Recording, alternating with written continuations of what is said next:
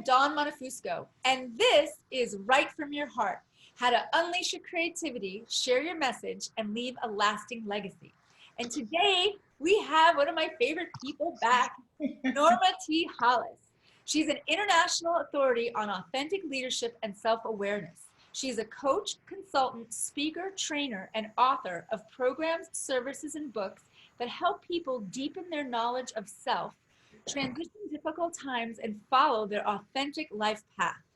Her signature program, the Authentic Voice System, adds depth, complexity, and content to what it means to be authentic and offers success roadmaps for individuals and the organizations they work for. She's the former owner of a speakers bureau and coaching company and continues to help people all over the world find, live, and share their authentic voice. In addition to the 9 workbook and 26 audio series, Norma is the author of The Process to Become a Professional Speaker, 10 Steps to Authenticity, Blueprint for Engagement, Authentic Leadership, and is a contributor to multiple books and magazines. That sounds so good. I like to write. How are you? Tell us a little bit about what you're doing these days and what's going on. Oh, girl, I'm just busy. I just got back from China a couple months ago. I was teaching my whole program that I wrote, my authenticity process, to Chinese students. Wow. I am, my book is doing very well. It just came out a few months ago. I just put I just started my online school. Oh. So I've written so much stuff and I couldn't figure out what to do with it. Like, you can't just do books. I mean, you can, but I wanted to put it in some type of content or context that had wide appeal. So I just started my school, AuthenticityU.com, the letter U. I love it. The letter U.com. So that's where I have all of my 40 years of writing is going to be held in that one location, and it's all about self-awareness and being authentic. So I'm really excited about that. I have a soft launch now, but we'll do a real launch probably in about 3 months. Oh, great. That sounds fantastic. So you help people tap into their authentic voice. Yes, and I do. really tap into who they want to be in the world. Why is that so important? I mean, you know it. Well, we know what makes us different as human beings is our authenticity, what our gifts and talents are and how we use that. And when I've studied this for all my life, actually, and it's just very evident that there seems to be an attempt to strip us of our authenticity when we're very young. And our parents even get so ingrained in that they don't even understand what they're doing. So for example, people like me, I was talking very early and I talked a lot when I was a kid and I was told don't talk so much. So I stopped talking so much and talking who I am. Verbal, one of my gift is verbal, which most writers have the verbal gift, whether they write, speak, read, whatever, but they like words and words is a part of them. So when they kept telling me I talk too much, I just stopped talking so much. And so my authenticity was lost because I'm a very good speaker. I have a message, I have words to share, I have wisdom to share, I have all this stuff that's based on words. Yeah. And if I'm shut down, I'm not being authentic. So I help people realign with who they really are, in terms of what their gifts and talents are, what comes easy to them, what they love to do, as opposed to sometimes what they chose to do or what they were led to do in order to have an income. Yes, that's so amazing. It's funny what you say about words and writers. We always say we don't get talker's block, unless we're told not to talk, which is a totally different situation. But many times we talk about finding our voice when we're writing, even really finding and tapping into that voice. Do you find that some people, well, yeah, I'm sure you do. Some people try to be something they think they should be or write something they think they should write, and it just doesn't land because they haven't really gotten into what they want to say? Yes. Well, that's very true. And I will give you an example from my experience having my speakers bureau. So I would meet people and they would say to me, I want to be a professional speaker. I want to be the best speaker in the world, or whatever their goal is. And I would ask them, well, so who do you admire as a speaker? And tell me about that. And they would begin to tell me who they liked, and you can fill any blank in. And then I'd ask them, well, what you say, would you speak for me, please? Let me hear you speak. And then they start to speak like the person who they admire. Yeah. And of course, it never works. It's just it's just not who they are. It's not authentic. So it's the same thing with your message. And your message, what I like to tell people is your message comes from the thread in your life. Everybody's life has a certain thread of things that keep showing up, that you keep gravitating to, that is basically who you are. And when the job for a writer or a speaker or whoever that's sharing a message is to recognize that thread and what the message is in that thread. And it's not what someone else tells you, it's what your gut will tell you when you get there. Sometimes you get there on your own and sometimes you can't get there on your own. But that's what you're looking for. And we may write all around it and speak all around it. But when we get to that bullseye, boy, that's when it really works. Ah, that's great. Yeah. A lot of writers will say also, and speakers, but people in general who have a message to give or they have something they really want to say, they really believe it's their calling. They feel like they are being called to get a message out. And I feel like people are never really satisfied in life if they know they have a calling, whether it's to write a book or share a message in another way or write a blog or an essay or to speak. What is it about having a calling that if it's not fulfilled, people just are not the same without it? Well, you are really speaking my language there, because I talked about my calling when I was 2 years old. At least I tried to. They didn't understand me. And it's only in the last year or so that my siblings, at least, have accepted that it is truly a calling. When people have a calling, I refer to it as purpose, and purpose that is remembered, or it maybe not remembered in its detail, but remembered in its substance, in your soul and in your spirit, in your gut. And so when you have that calling, it's your soul, your spirit, and your gut reminding you, hey, you got something to do. Are you doing it? And it kind of keeps knocking from the inside, and it just knocks and knocks, and it won't leave you alone. And you just have to listen to it and respond to it. And that's what happens when we are being called to do that and we reject it and we run from it. That's when our lives get unsettled and we really can't, things don't work. But when we surrender to it and recognize it, and even especially when we stop and look at how the threads of our life are leading us to that, it's a synchronicity that really allows it to happen and to explode in a big way. I love that synchronicity. I feel like there's a surrender. You finally just give up. I know with some of the writing I've done, some of the books, they never came together. They never gelled because, again, I was living into someone else's life. I was living into what people say, oh, you should write this and you should do this and you should do that. And then I was like, I really love true stories and I love poetry. And I want to write about why I believe that we need to write our true stories, and I want to write my poetry. And as soon as I did, I was starting to write books. All of a sudden it started to happen, but I had to surrender because I was like, well, what do you mean I'm not a novel writer? Someone told me when I was little I was supposed to write novels. I don't do well with fiction at all. And so I was struggling. It was like, oh my God, it was an uphill battle. But in my experience, I know you've seen it, and when you talk about synchronicity, when people finally just say, excuse my language, fuck it. I'm going to do what I want to do. And this is what I'm feeling the call to do in my soul. And they do. It's like the world sort of opens up and guides you. You must see that a lot. And even in your own life. Well, without a doubt. Well, in my research with authenticity and self-awareness, it's very clear that who we are is our inner voice, in that.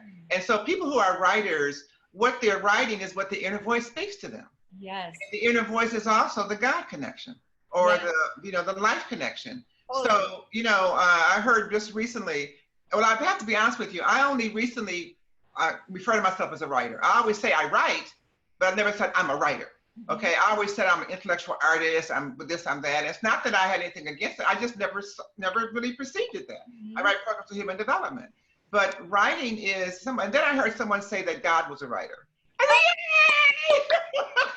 yay! He wrote the world, right? Well, yeah, it is. The first line, isn't the first line, God created the word, or there was the word? Yes. Like,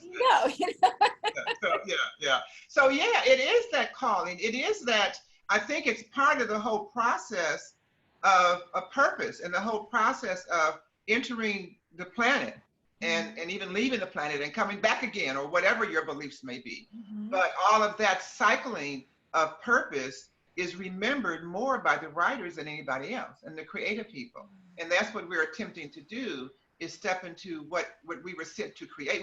I think we're all sent to create something. Absolutely. So whether it's a better life, a better day, it's create something for somebody else, create something for the world, we're here to create. And I think, and I look at the life, and I also want to mention that a lot of writers start with poetry, which I did as well. Yes.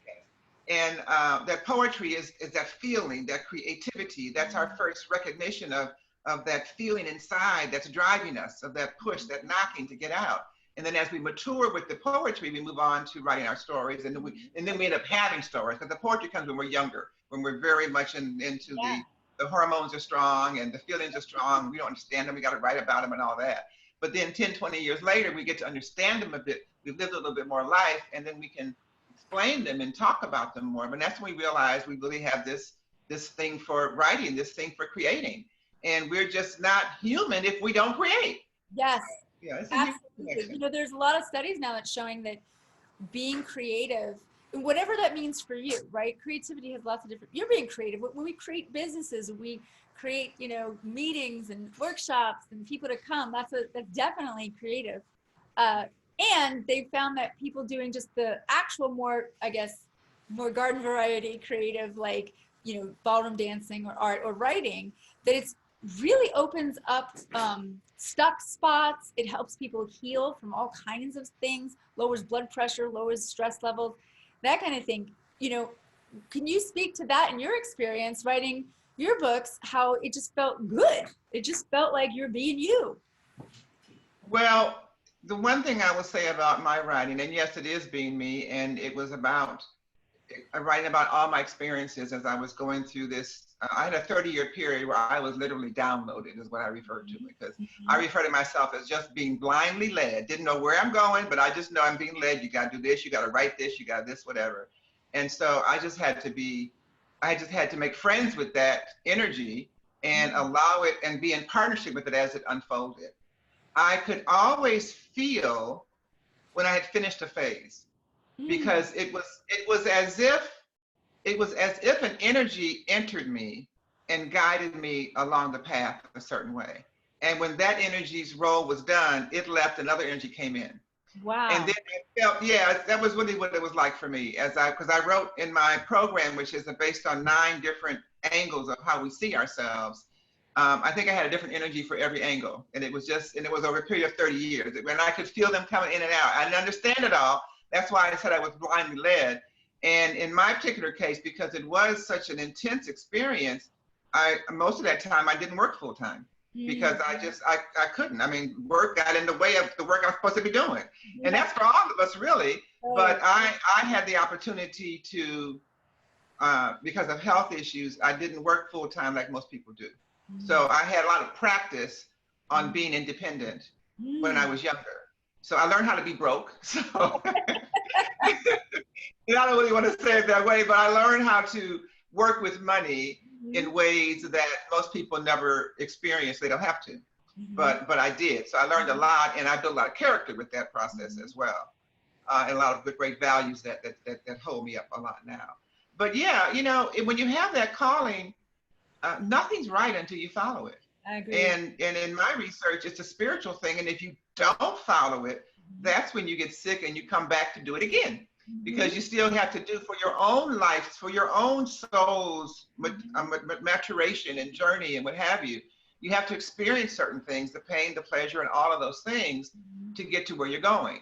And if we believe that energy never dies, and this awareness, this long-term situation, then you want your energy to be as healthy as long as possible for whatever your journey is going to be. Absolutely. I think it's a very spiritual process. I think that's what we're here to accomplish. And when that little voice, if we ignore that little voice, it doesn't go away.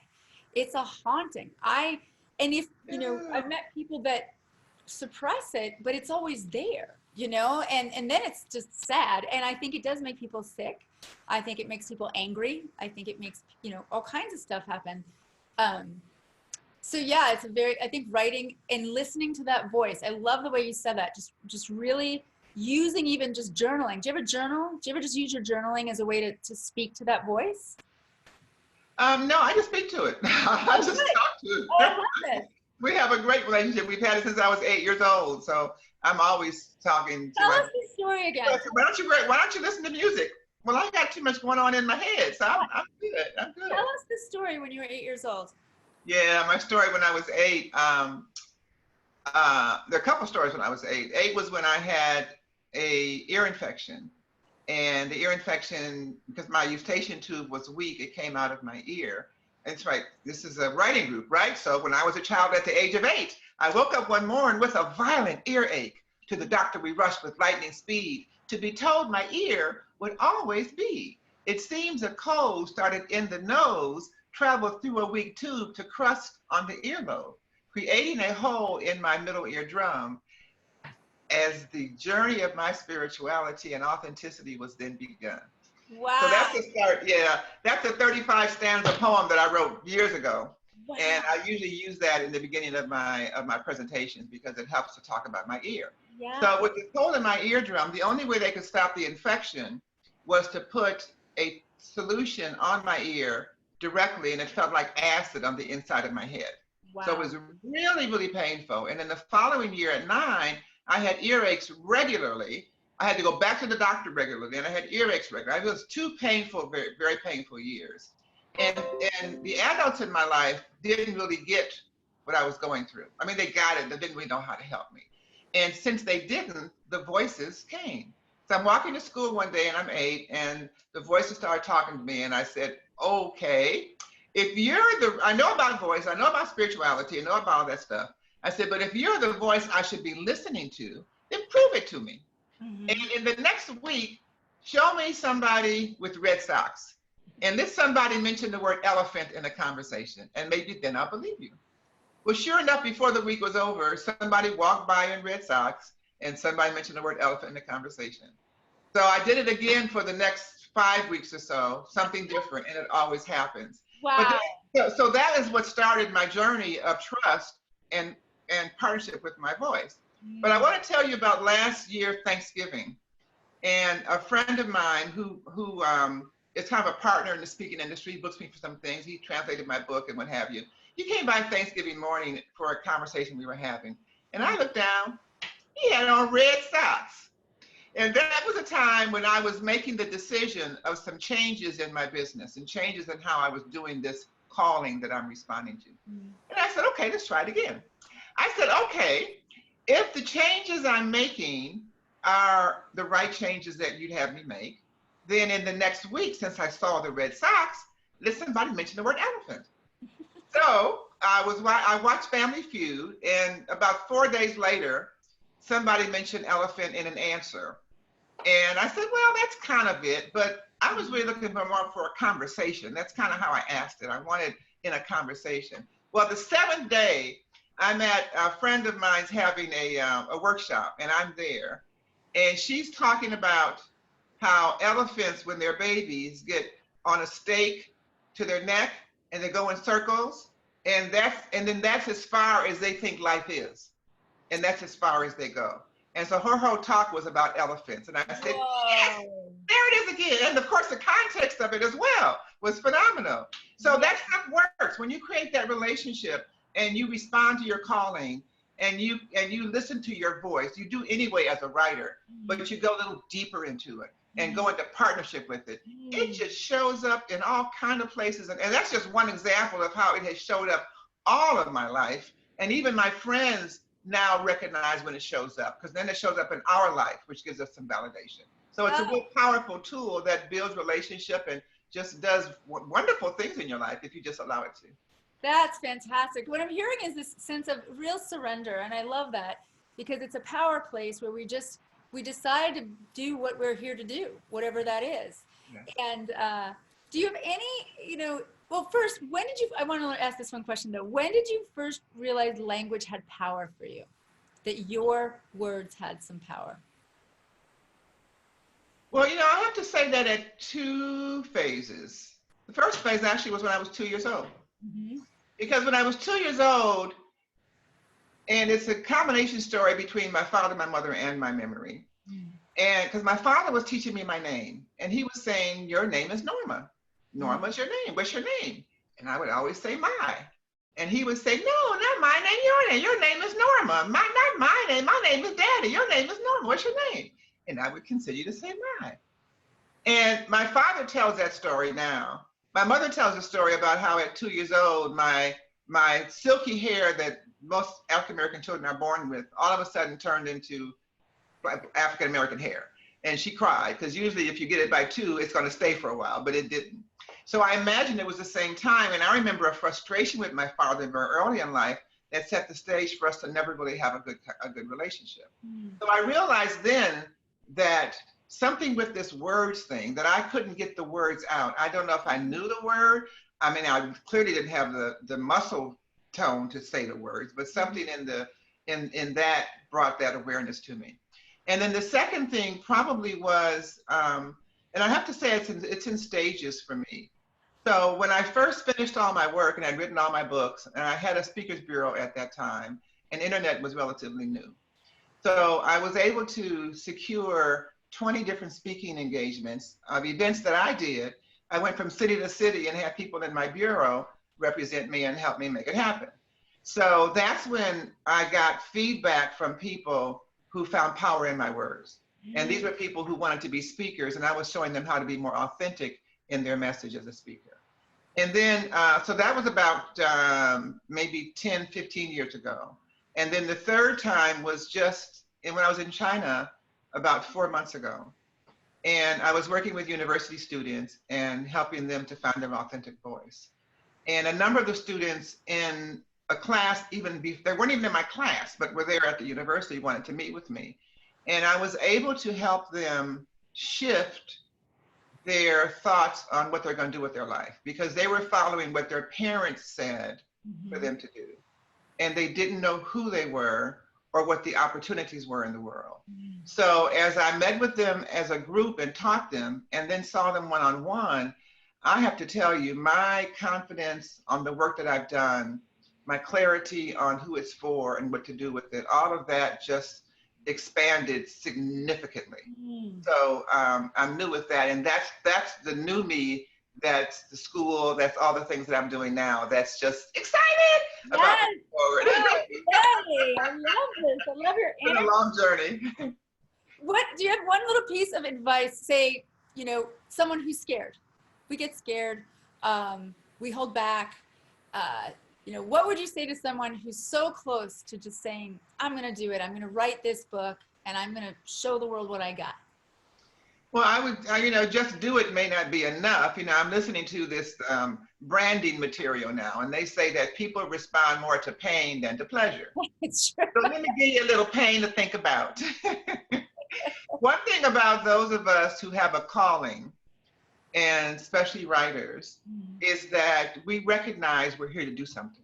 We recognize we came to make a difference somewhere in this world, wherever it may be and however hard it may be. So all I want you to think about is how you're going to feel when you go back wherever you came from and they ask you how you did. Oh, that's a good one.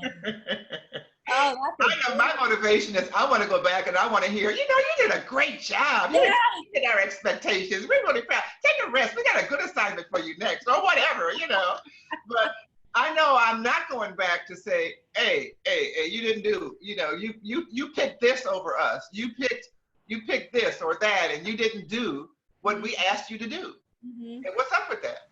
So I just say, just do it, because for me, the fear of going back and not fulfilling my assignment, if you will, is far more fearful to me than anything that this world has to offer.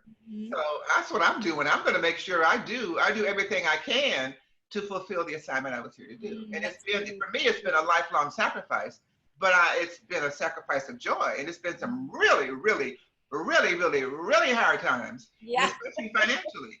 But I just stayed with the faith that, well, dang, if you send me here to do it, I know you're going to send me what I need to make it happen.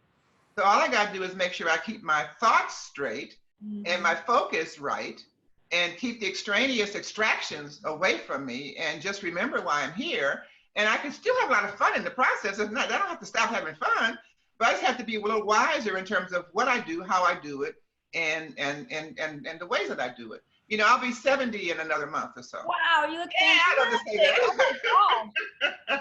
That's Well, amazing. you know, I learned recently a different perspective on tithing. And they say that what you tithe is what you get back. So when you tithe money, you get money back. Well, I tithed time. I tithed 30 years, 40 years of giving my life, my experience, to doing what I was sent to do. And so that's why I can say I'll be 70 and say it in the way that I can and know that I'm going to get the reaction that I got, which is really, really cool. So think about what you're tithing. How are you spending your time with writing? How are you spending your time with your calling? How are you prioritizing your life to fulfill the assignment you were here to do?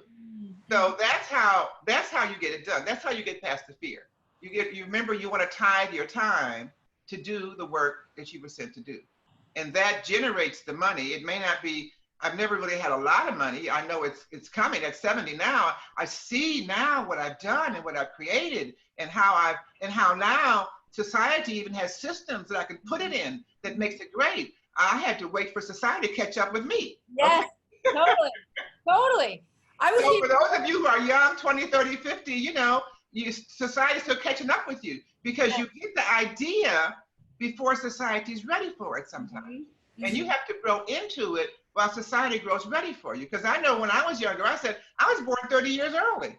But now this stuff is perfect for the 30, 40, 50-year-old people. So I'm sure if you're watching this, you're probably in a similar boat. Oh my gosh, you're a dream. I love you.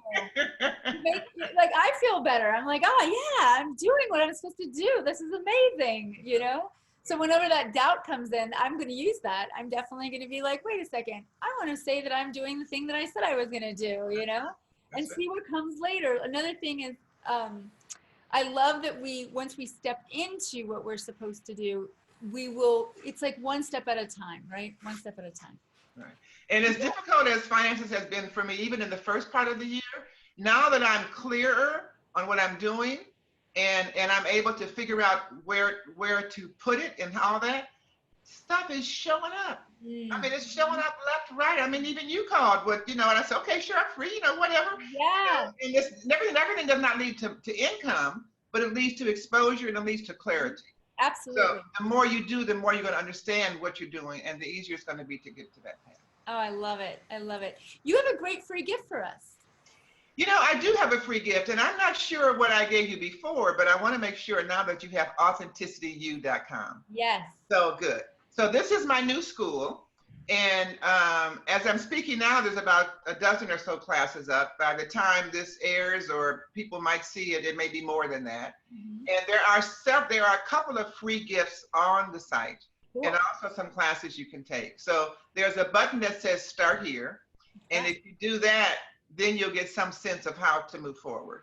And then there's an assessment, a couple of assessments, and one's a $19 video one and one's a free assessment. So start with the assessment and then keep going. And then come back, and a week later, you might see some more classes up there. Oh, I love it. I'm going to check it out too. Thank you so much. My pleasure. So generous. Well, Norma, it's been great as usual, and I look forward to doing this again sometime. And let me know. Yeah, I can't wait to check out the new site and everything. You have a great day.